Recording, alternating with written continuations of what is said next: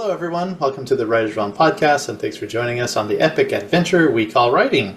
We're your hosts, Holly Robilliard, Austin Matthews, and Baba Dado. And today we're going to talk about setting goals for writing. So, who wants to go first? Because I have no clue how to do this. I just want to start off by clarifying for us and for anybody listening are we talking about like daily writing goals or like yearly writing goals or all goals in general? You know what? We have about an hour. Let's cover everything. How about goals.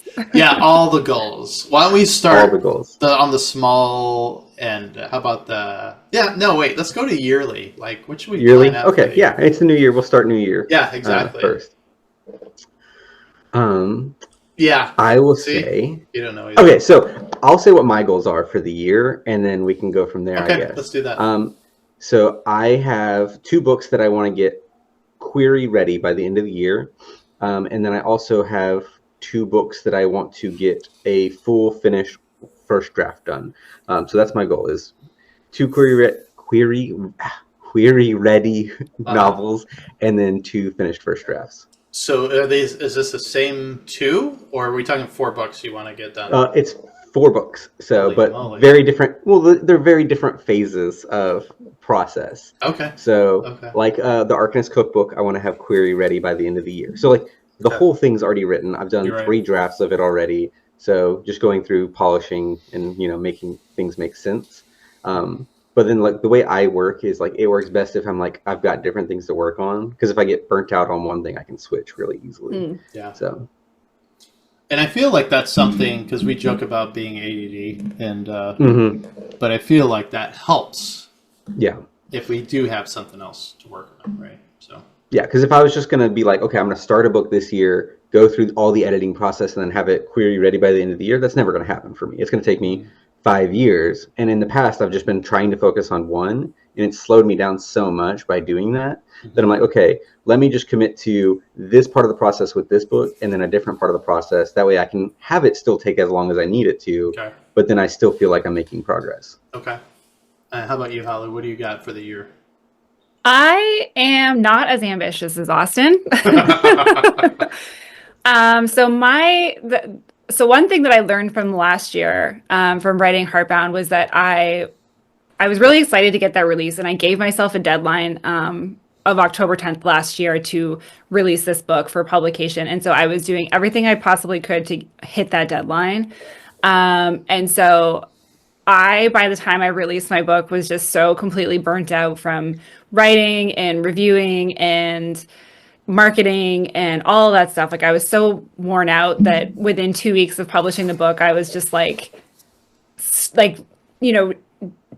cease and desist all contact with the outside world, because I was just so beat down. I kind of just lost my love for the game, I guess, for a little bit there. So my goal for this year, I'm still working on The Blood Sky. I know you guys have seen some chapters of that so far, and I'm not giving myself a deadline on that. So I would love to finish it this year. I'm sure that I will, now that I've taken that deadline away, but I'm really pushing myself to just go back and really like flesh out the history behind the world, like understanding the gods and their motives and how this world came to be and things like that, so that as I'm actually writing it and continuing to go through it, because this is a trilogy, that I'm able to fill those gaps a little bit more. So my goal is to get that done. I'd love to do it this year. I think that I can, but I want to be able to get it done in a way that I'm also kind of working on some of that marketing stuff as I'm going, so that way I don't just overwhelm myself again, because that was a nightmare. It becomes a lot, right? Self-publish, especially because we're all self-publishing, in case anybody can't figure that out. But yeah, it's up to us for everything, like the book cover design, the editor, whether or not we're going to have an editor or what kind of editor, and all the marketing is all up to us. So it is a lot to do. How about you? So for me, this will be my next question, but for me, I'm going to finish my 5th book in this series, my Coil and Fang series. I'm currently working on a short story for them. It's currently at like 32,000 words. I'm really trying to keep it about that. So it's going to be a ton of editing. This is my second draft. I'm going through that one. It is finished, kind of like what you're saying, Austin. It's the whole thing's finished. You just got to go back through and and plant and pull and stuff like that. So so I got that. So that's those two. But really, like that's just needs to be done. That's just needs to be polished up. I have to fully write the fifth book. I don't have any of that written. And then I want to write another short story because I want to make a short story compilation called Red Knight, which is all about Thing and just her assassination and killing in blood. So Excellent. I'm going to be doing that. So that's on my agenda. So my follow-up question to what we have for the goals of the year is, what's your accountability on it? Besides just telling each other that, because I have a website. I wish I could remember what it was. Robert, I think it's Robert Adalto author. I'll have to update our websites too. I don't think I've done that yet, but I put it up on there. I put my 2025 goals on there just for accountability, so that somebody's going to read it, like 2 people will read it, and then they'll go, oh, okay, so this is what we have to look forward to, and they can bother me, hopefully, about it. Hey, how's it going along? So how about you guys? What are you doing for accountability? I think I might relaunch my website. Ooh. Because I did have one, and then I started doing Kindle Vela, and like I was previously just posting, a chapter a week on my website, to where it's like, hey, this is the progress I'm making. Like you can just go out and see it. But Amazon decided they're not going to do Kindle Vela anymore. Oh, really? So, well, maybe I'll relaunch my website and just have all of my stuff available for patrons with like the lowest possible wall, so that it's available there if they want to view it all in one space. Okay. But yeah, so that's what I think I might do, is just put it all there. So. Okay. Yeah. How about you, Holly? I'm trying to set myself an hour of writing a day. I put that as my minimum. On the weekends, I usually do a little bit more, but I'm trying to give myself just an hour. So I usually do it as soon as I get home from work. I come home, see the dogs, visit with them for a minute, and then I just sit right down and I write for an hour. I might pause to go throw some dinner stuff on or whatever, but I try and give myself that block, because I find that when I'm not writing, I'm actually excited again about writing. So like if I'm out walking the dogs, I'm thinking about things and thinking about my book. I, write stuff down on my phone.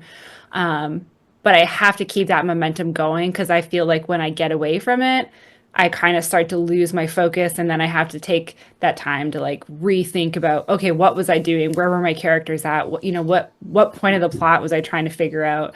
Right. So by just doing that hour every day, it just keeps that momentum going. So okay, that'd be good. Yeah. So if we got the yearly goals down, so how would we break that down? So Holly, you're doing at least an hour a day. At least an hour a day. Yeah, and it depends. I mean, if I'm fortunate but not fortunate, and my husband's gone away for work somewhere, then I'm like in front of my computer nonstop, like 14 hours of writing later. But then. Sometimes, if we've got a lot going on, then I can't make it for a couple of days, then I'll try and make it up somewhere. But at least an hour, and that kind of keeps that momentum going for me. Good. Okay. How about you, Austin? You got 4 books working for the year. What does this look like? Yeah. So I've got to pick the 2 books that I'm actually going to write before I can start making a daily, writing goal. Yep. But generally I try and do, an hour or 2 a day, but only on weekdays generally. So either before or after work, or skip my lunch break kind of a thing.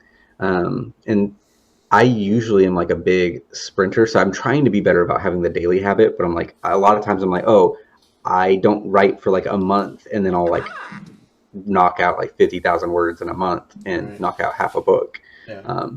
So it's probably not the healthiest and most sustainable habit.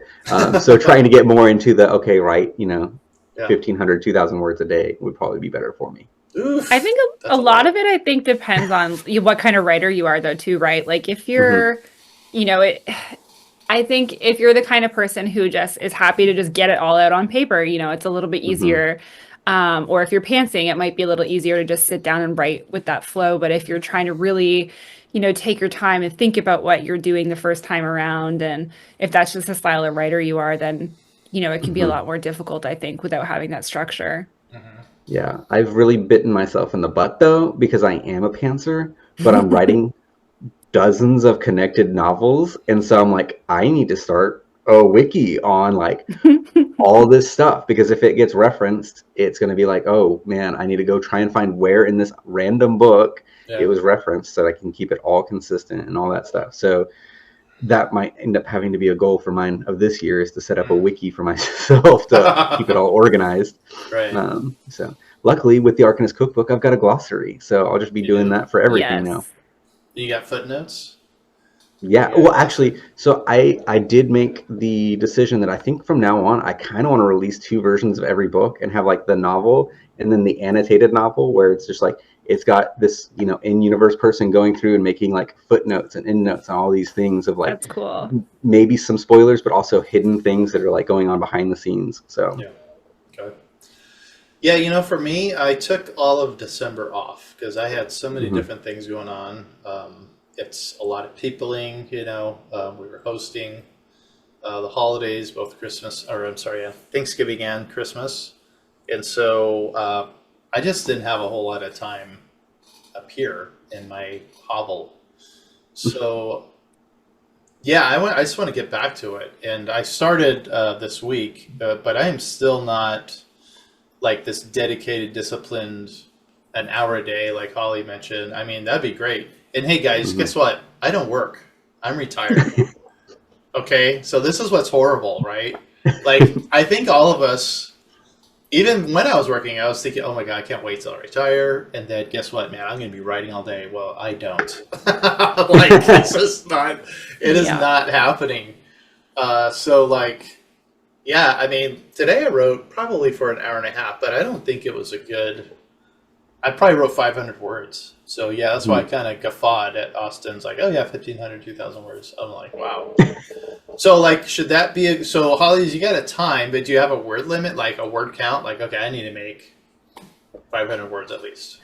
I don't, and I'm not always working on my book either. So I like I said, it's all about the momentum for me. So I'll sit down and I'll write for an hour, but whether that means that I'm actually working on the book itself, like a chapter from the book, or that might mean that I've gone back and kind of been working through refining a little bit of my outline. Or I'm also working on a second series right now. Not actively working on it, but I will pop over to that one sometimes and just add some extra ideas there, kind of start fleshing that outline out a little bit more. I don't like giving myself an actual word count because I feel like sometimes, at least for me, if I do that and I sit there and I'm like, okay, I have to write this many words, and I'm like, what the hell am I writing about? Like, just trying to add random words, like, right. Yeah. So for me, it's not about the word count. So I never try and give myself a number, because if I do, I'll sit there and just like stare at the corner of my Word doc and be like, yeah, how many words is that now? Yeah. Okay, still not enough. What else can I make up that is not even relevant to my story? Yeah, so I just like to, just set myself the time limit and just write, and that usually seems to do it. Okay. And then how about you, Austin? Do you do a word count? Yeah, generally whenever I do. So I think it helps me. Like, I get very distracted very easily. And so like, if I don't, I can go like, oh, I'm going to go do some research. And then, a whole hour goes away. And I'm like, did I really need to do any of that research? Probably not. Maybe for the finished, draft to make sure, oh, I got the timing of how far you can, force march an army, like just to tell you how many days they march. Like, doesn't super matter for the first draft. Like, it's fine. I can change 6 to a 7-day march later. It's all right. That's like me with that website. It's like behind the name or beyond the name or something like that. And it's like a website where there's all these different names and all these different languages and the meanings of them. And I always had this like, I love my characters' names to mean something. But I feel like when I first start writing a novel, I spent all this time we're doing all this research on what their names are possibly going to mean and like all these ideas. And then in the end, I just name them something that's like, or I'll tweak the name enough that that's not the name anymore. And so that's not what it means anymore. And then it's just like out the window. If I could count how many hours I spent on that damn website last year for none of my characters to even have a name close to what the meaning was supposed to be anymore, I swear. So I get it on the research. It's I will say the one that I finished last year, two of the main characters on the very first draft were named Frank and Steve. They were both female characters because I knew I wasn't going to keep the name, and so I picked something like they're not going to, and it's fine, and I'll move on. And sure enough, I mean, one of them actually still kind of has a guy name, but it's fine. It's not Frank or Steve. But every time I go to write a book, it's about Frank and Steve. I just pick the same like 3 or 4 names, and then I'm like, I'll change it later. And it actually helps me like not be like super kind to my my characters. I'm like, I don't like I know them, but it's like, okay, I can not have to like feel like I pull punches or anything. Like plot armor doesn't exist as much with Frank and Steve. I have no attachment to you. Yeah, you can come and go as I please. Yeah. Right? Yeah, definitely. Yeah, I kind of in agreement with Holly. I used to have like a word count, like, okay, today, well, especially for Nano, like when we were involved with Nano, you did have to have a word count. Yes. Like you had to keep track of that and look at it.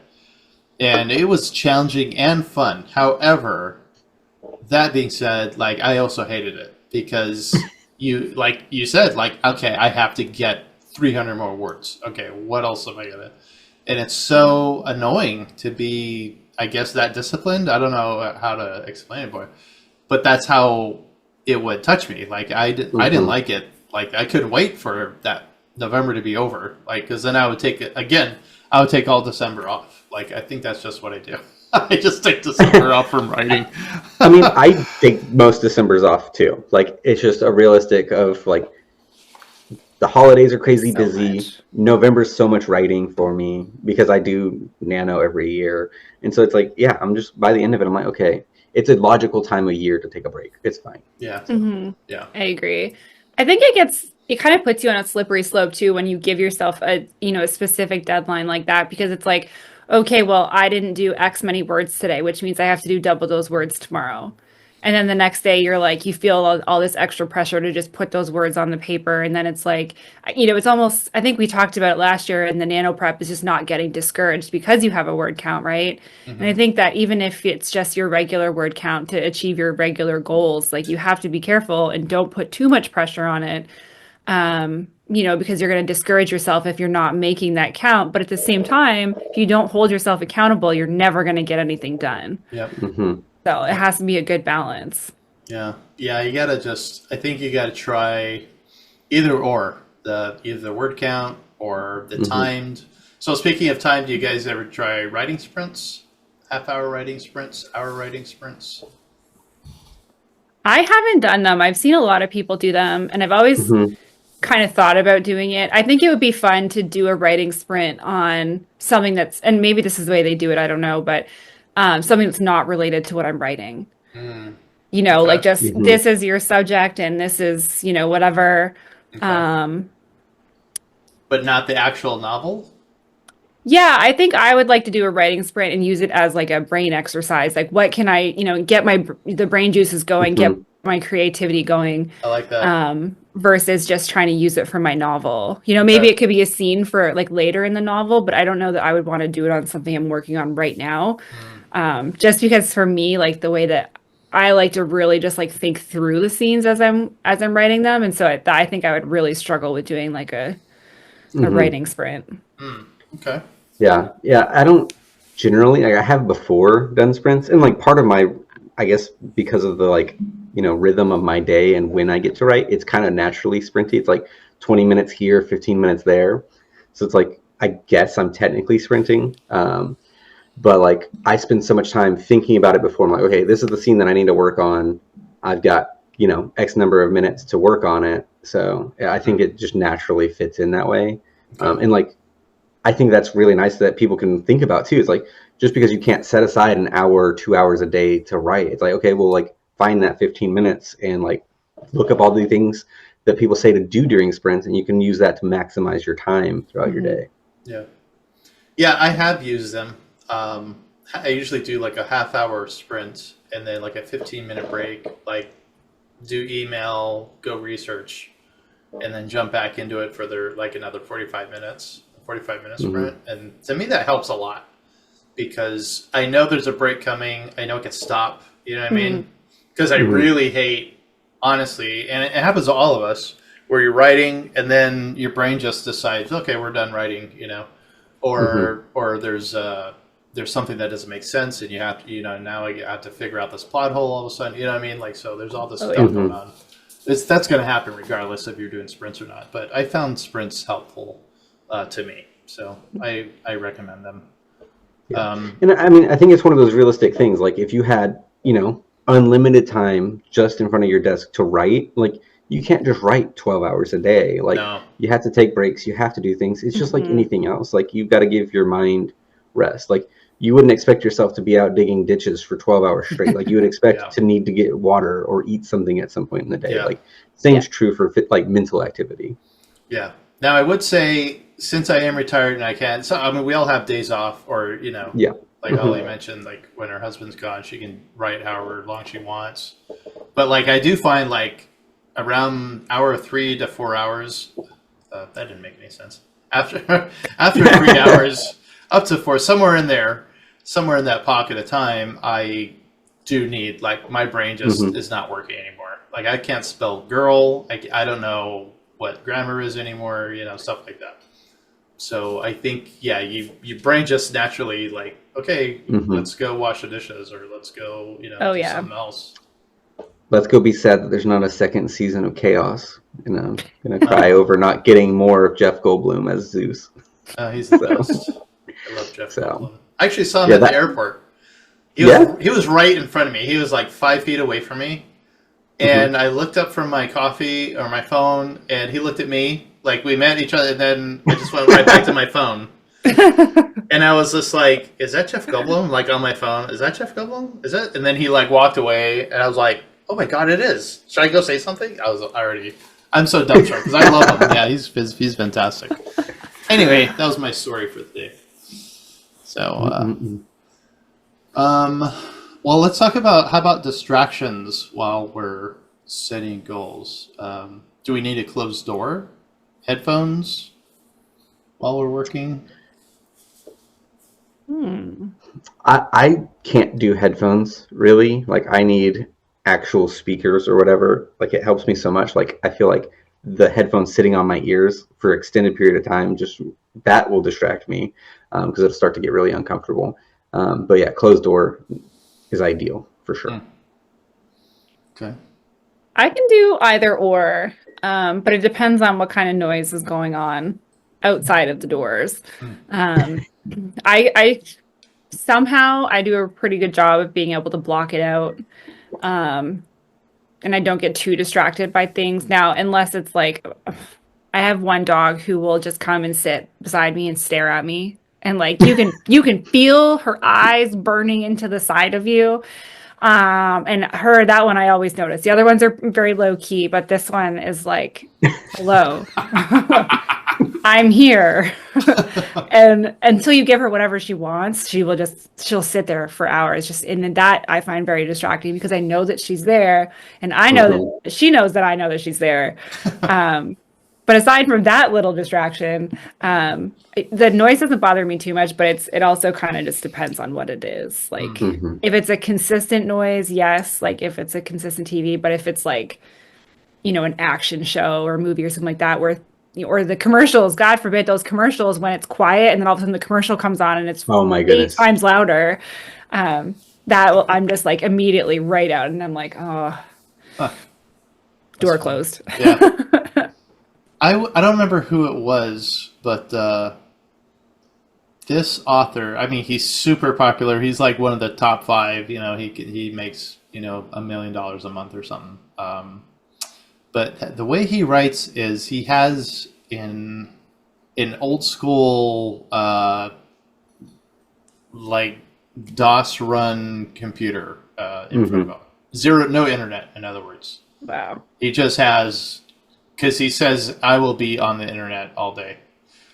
So he has a separate office, like his writing office. There's no internet in there, no phone. He doesn't bring his phone in there. He writes his books, and then he hands it. I guess he prints it out. I think he prints this thing out and hands it to his assistant. That's what I did, in case anybody wants to work for free. But and he has them look it over or what do whatever. But like I was thinking, like, wow, yeah, because the internet is a huge distraction for me. It and is. I use it mostly for either YouTube music, and because I will switch music all the time, or else I will use thesaurus constantly, like every other paragraph, easily. So I feel like I need the internet. But what about you guys? Is internet is that a huge distraction for you guys? YouTube or I any don't other feel social like media? Yeah, I don't feel like that's too big of a deal. The phone can get really distracting, and it's hard to leave that behind. But like for me, like I just put on some like 4-hour playlist or something, and then or put on just Pandora or something, and just like let it play really quietly, and then just chill. Because like whenever I'm doing at least for first drafts, it's a little bit more distracting when I'm editing, and I'm like, oh, like let me look this up real quick. Like once I get into that phase, it's like, oh well, we just went down a really big rabbit hole. Yeah. But generally with early drafts, it's not a big deal because I can be like, no, you know better than that, Austin. Yeah, I always put my phone on silent. I actually do that a lot during the day. I discovered that you could do this a few years ago. I haven't looked back since. It's fantastic. If I know that I'm expecting a call or something, then I will turn it back on. But most of the time it's off. So I'll like when I'm writing, I'll leave it in the kitchen and just come in here and sit down. And then I know like I'm not looking at it. I don't know. I remember when I was years ago when I was in college and they said that just having an electronic open on or like by you, even if it's not on or you're not using it, if it's on the table, you're like whatever percentage more likely to be distracted. And I don't know what I never read the study about it, but I'm like, that makes sense to me because like if it's there and you're seeing it, you're like, Yeah. it's something else in your way to distract you, even if you're not looking at it, right? Yeah. And I think it's very basic in our brain. It's the frontal lobe where we've trained the simple caveman brain to always grab your phone. I'm going to the bathroom, grab my phone. I'm going to a different room, go grab a phone. I'm getting in the car, grab it. You know what I mean? So I'm like, yeah, you're right. I think if it's just there, you're just going to grab it just because you're used to seeing it, right? Well, that's because if you put it down and you don't take it with you and you put it down, you won't find it for 45 minutes because those things just vanish. It's so true. Yeah. I need to always on a surface they blended with. It's crazy. Yeah. Yeah. Well, so like my phone is 100% of the time pretty much on silent, but like I always have to have it on me because of work. And so because it's on silent, it has to be like right next to me. So what I need to do is set like certain phone numbers to be like bypass silence so that I can have it in the other room and hear it. And that way it's not right next to me. Yeah. Yeah. You know what? Weirdly enough, I always have my phone just plugged in, but I flip it over so I don't see any notifications. That's a good idea. And it is silent. So I'll feel it, when I get a notification or something, but most of the time I don't care. I don't want Oh to yeah, see. mine's like silent, like doesn't even vibrate. It's Nothing. so nice. Okay. Maybe I need to look into that. So Yeah, I don't play games. So my wife gets really upset with me. She's like, "Why aren't you responding?" And like will message me like 4 times. I'm like, "My phone's on silent." Like, hey, I'm an author, lady. well, no, it'll be like Don't call I'll be it at lady. work and I'm like, "Well, I was in meetings. Like I wasn't staring at my phone." Right. So There you go. That's better. and it was in person meeting. I couldn't just ignore the people on the video and have my phone out. I was talking to my characters, Right. the imaginary people in my head. This is not related to writing, but it is related to a silent phone. Right around the time when I discovered the silence of the phones, I had my phone on silent when I was the spin-off of Silence of the Lambs. the title of my next book. There you go. I had my phone shut off, and my boyfriend at the time was playing hockey and had an accident at hockey, and I was watching football And I don't like to be distracted when I'm watching football. So Wow. the game's over. Thankfully, the Broncos won, so that was great. I go to pick up my phone and I've got like hundreds of text messages and missed calls, and they're all from his friend. And I'm like, what is going on here? This poor guy is in the hospital with a broken clavicle, Ooh. going in for surgery. And meanwhile, I'm just like, it Yeah. can wait. It can Yeah. wait. You're enjoying your day. I To didn't be clear, know. did it wait? I'm like, at this point, there's nothing that I can do because unfortunately, I'm not a surgeon. So, Yeah. Well, get but better, no, honey. yeah, right. So, but it's still to this day, it makes me laugh. I'm like, yes. And it was great because he said afterwards, he's like, I told him that you turn your volume off on your phone when you're watching football. So you're probably just not going to answer till it's over. Yeah. Yeah. So, That's amazing. And congrats on your Broncos, Holly, for getting in there. man, it was That's a close amazing. call. It was, Yeah. I'm excited. Okay, but why Broncos, huh? Oh, the first time I ever watched a football game, the Broncos were playing the Ravens, and I had to pick a team to cheer for, and I didn't want to be a bandwagon fan. So because I love horses, I'm going to cheer for the Broncos. Perfect. Okay. Thankfully, they went on to win the Super Bowl, so that worked out Oh, very wow. well Okay. for me. Uh-huh. But unfortunately, it just hasn't been the same since That was a then. long time I'm- ago. So- Also, just gonna say the Ravens are named after Edgar Allan Poe stuff, so Yeah. you Sure. could have That's gone true. the literary route. Yeah. I could have. Yeah. It was your two. Maybe two I loves. should have. Right. Right. Oh, goodness. Well, folks, not just a writing group, we're also a football fanatics group too. So we can Because talk about that. because I've watched any football in the last decade. Oh, all right, awesome. Right. Okay, well, I mean, I still root for the Packers just Okay. because I'm contrarian and I live in Dallas and everybody hates the Oh, Packers. God. So Well, I grew up in a divided house, so I had to choose a third team There to you be go. contrarian. Well, speaking of literary passions, that's another goal that I have for this year is I've started reading more. I started reading more books on like poetry books, more books on like metaphors and similes and things like that. Because I noticed that was something that was really lacking in my writing last year. Mhm. And I think it's because I don't surround myself with a lot of it and I don't really read much of it. And so I just thought it would be a great way to kind of just see the flow of some different things and just being able to use some different bits of creative writing in my own work. So that's one of my Nice. goals. Yeah. Wow, that's a neat goal. How about you, Austin? You got any reading goals for the year? I probably should. Or maybe self improvement, sort of. Yeah, I mean, so my problem, I need to read more fiction, honestly. Like, I read a lot of nonfiction, but like, it's hard for me to like sit down and read. It feels like it shouldn't be hard to read fiction. That's the fun stuff. But I'm like, ooh, scientific article or fantasy novel? Let me read scientific article.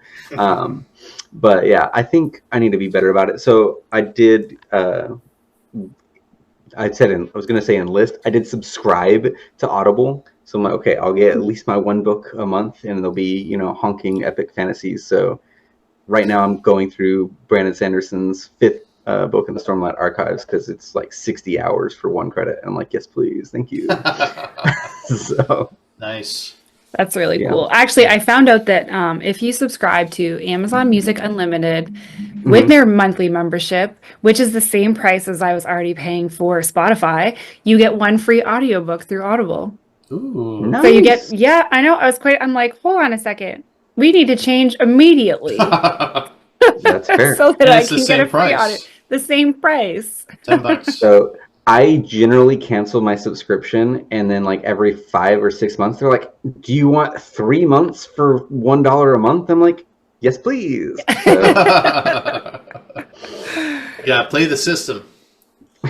Absolutely. Well, those subscriptions add up very quickly, let me They tell do. you. I went through mine of all the subscriptions, like things that I subscribe for my books, like for writing and stuff like that. And I'm like, oh, I have a BookBrush subscription for marketing stuff. And then I have my regular Word subscription. And then I have Canva. Canva subscription. And I have a Pro Writing Aid subscription. And I have like all of these things. And I'm like, I'm not even using half of this stuff 90% of the time. There's like a Yeah. short period where you use some of these tools and then you don't need it. Right. So, Nice. Yeah, no, it does add up, and we're not. That's what they're counting on.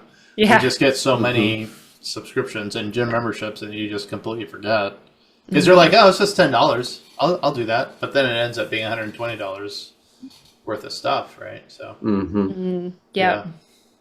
But yeah, I don't know about reading goals for me. I'm just still. That'd be nice if I could read faster. I just finished The Inquisitor's Tale. It's a middle grade fiction fantasy. Well, it's historical fantasy. I thought it was fantasy, and then all of a sudden they started talking about real stuff in France. So I looked it up. I'm like, oh wow, it is real. So it is an epic, amazing story. I loved it. The Inquisitor's Tale. I can't remember the author's name. Very nice read. Got some awesome, not graphics, but illustrations in there. Very nice. And now I'm reading, it's called The Messenger. It is a Dragonlance book from back in 1999 or 2000 or something like that. I found a bunch of these at a thrift store, a bunch of Dragonlance books. So it's like old school fantasy, right? So I'm just flipping through that stuff right now. A lot of fun. Yeah. A lot of fun. I feel all over like the place. it's hard for me to like sit down and enjoy fantasy. Like I feel like every time I'm like, okay, like how is this gonna, like, I'm using it as like learning materials, which makes it less enjoyable in a certain way.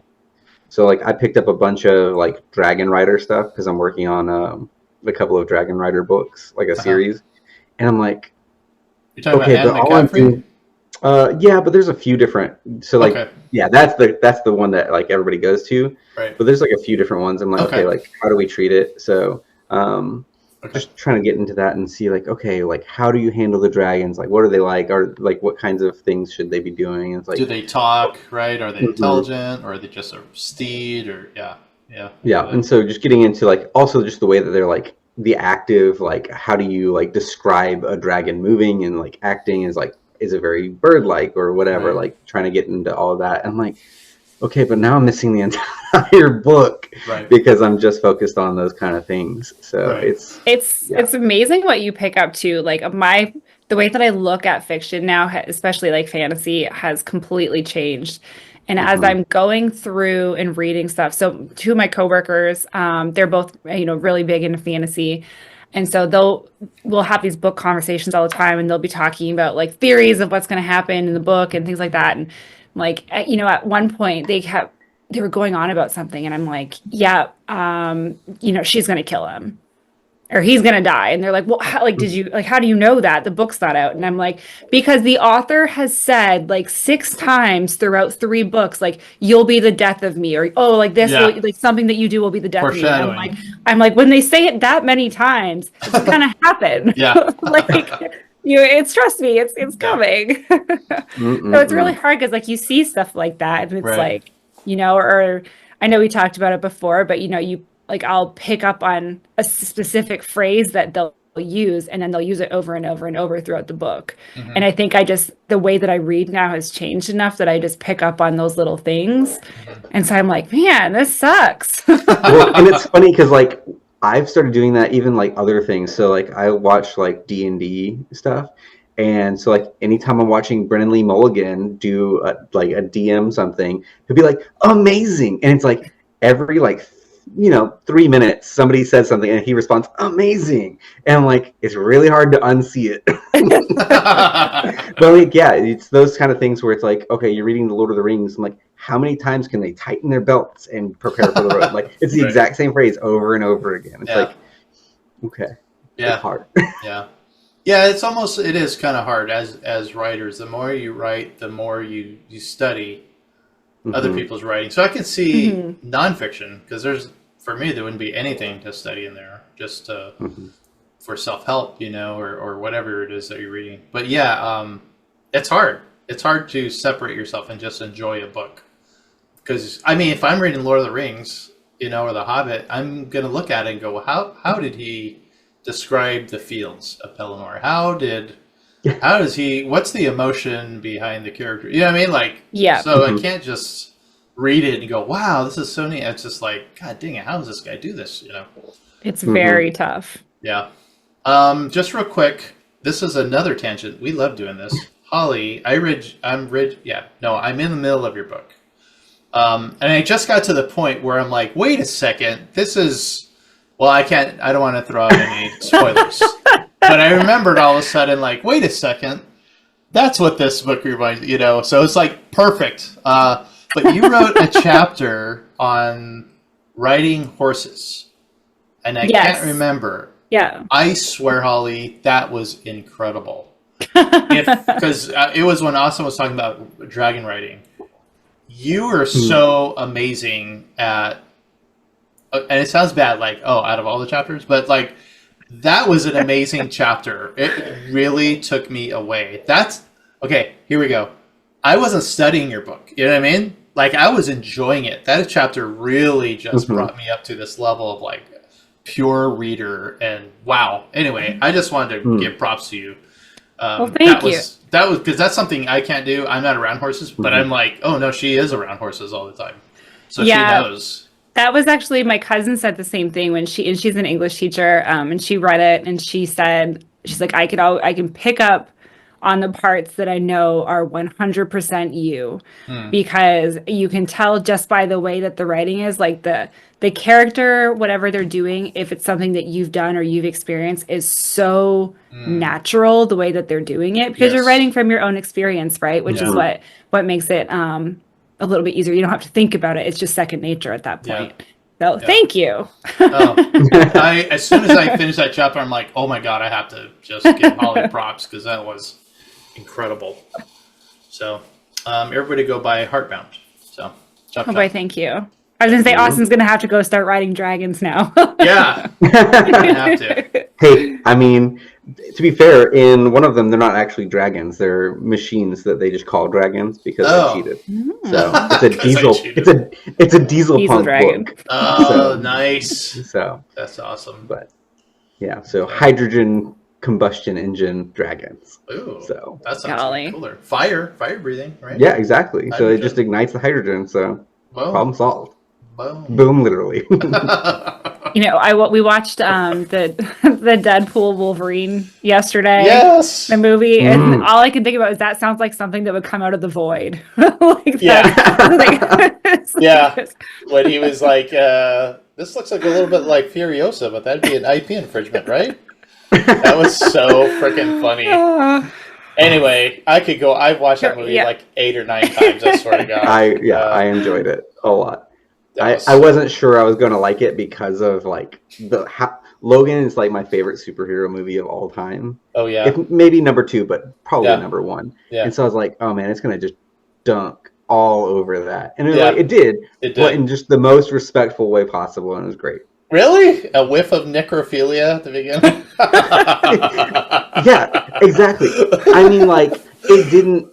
That's respectful for Austin. Come on. I mean, it didn't like cheapen Logan. No, like not at all. So yeah, I think that's my point. Like, okay, it's as respectful as you can expect Deadpool to be, but the plot did not disrespect him. No, it was superhero. Yeah, no, they worshipped him, they idolized him. So the only one that contends with Logan for me for superhero movies is Constantine. So ooh, that was a really good one, man. I loved Gabriel. That was what was the name of that actress? I can see her in my head. Tilda Swinton, right? Yeah, the ancient one. Oh my gosh, she was amazing.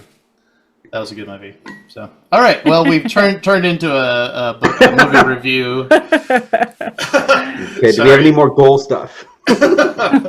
More movies. That's what we're gonna do. Yeah. Right, Logan.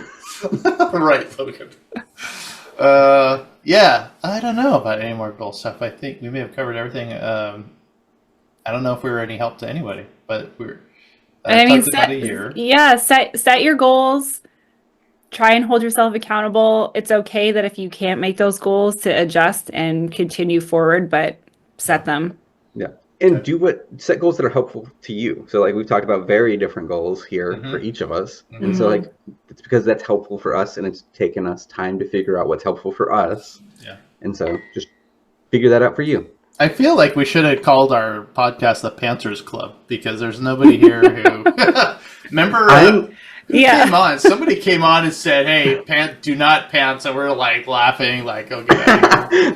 I will say, over my time as a writer, I've had to become less and less pantser because I have to make things fit together now. Yeah. So it's like I've been forced into it slowly of being a planner. So okay, it's unfortunate, but there we are. Yeah. All right, then. How about time for our don'ts? Man, I was hoping he was going to forget it this year. Nope. I forgot it. I forget it every time, though. I'm not forgetting. It's right here. I'm looking at the show notes. It's right in front of my face. I should probably pull those up. Huge font. Huge font. Time for don'ts. When setting goals for writing, don't. Okay, I'll start. Thank you. I will go with, and it's kind of like what we were just talking about. Like, you're going to listen or watch us. You're going to go listen or watch your favorite author, and they're going to say, this is what you do. So I'm going to say, don't follow their advice exactly. Go listen to other people and what's more attractive to you. Because some people outline their every single paragraph, and I cannot do that. If I have a favorite author and they're going, hey, you're going to outline every chapter, and it should look like this, and here's all the colored notepads, and I'd be like, no, I'm moving on. So don't force yourself to get into that box because it works for them. It may not work for you. Fiend. I think. Oh, go ahead. I was gonna say, just kind of building off that a little bit. I'm going to hijack this one.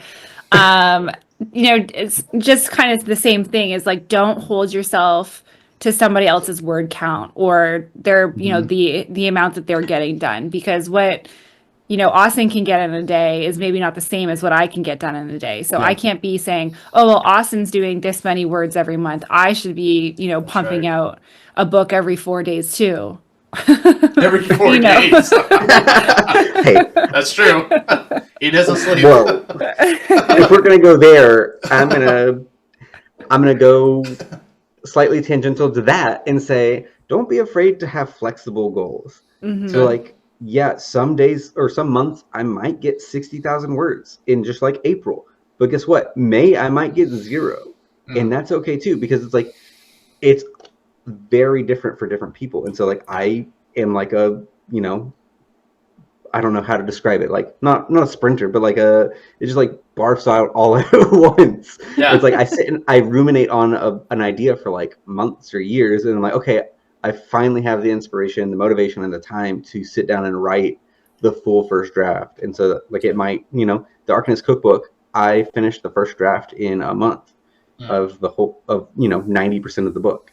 Nice. And then it took me 2 years of editing or whatever, a year and a half of editing to get, the second draft.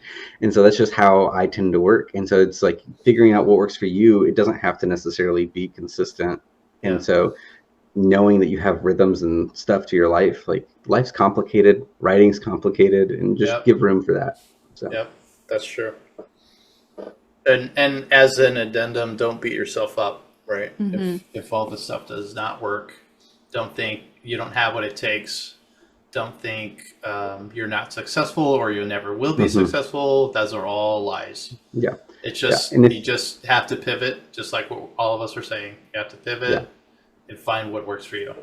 Yeah. I think just another thing to add to that, sometimes finding a different outlet, but like still a creative outlet is good. I know someone who does book covers and she loves writing, but she said, sometimes I get stuck and I'll get stuck for, days or weeks or months at a time. So when I'm stuck, I go and, do some other creativity. I do drawing, I do book design, like cover designs and things like that. And it helps me still feel like I'm doing something and I'm being involved. And, when you're sitting there and you're, drawing, maybe that will spark some inspiration for you. So, don't just, push aside the keyboard or drop your notepad and then step away from it. I mean, it's fine if that's what you need to do, but sometimes just doing something else can really make a difference. Nice. Okay. Well, that's it. Thanks for joining us on this epic adventure. That's not part of my show notes. I just made that. I already said that. Like, are we starting again? Yeah, here we go. Second. Yeah, hour we're doing 2 movies. episodes today, so. Yeah, we're doing movies now. Oh, perfect. Yeah. All right. So don't forget to subscribe to our channels at the link below so you don't miss any of the Writers Room content. We always love to hear from our listeners. So if you have a question or a topic you wanted us to dive into, please get in touch with us. Until then, we'll see you next time. Bye. Bye. Bye.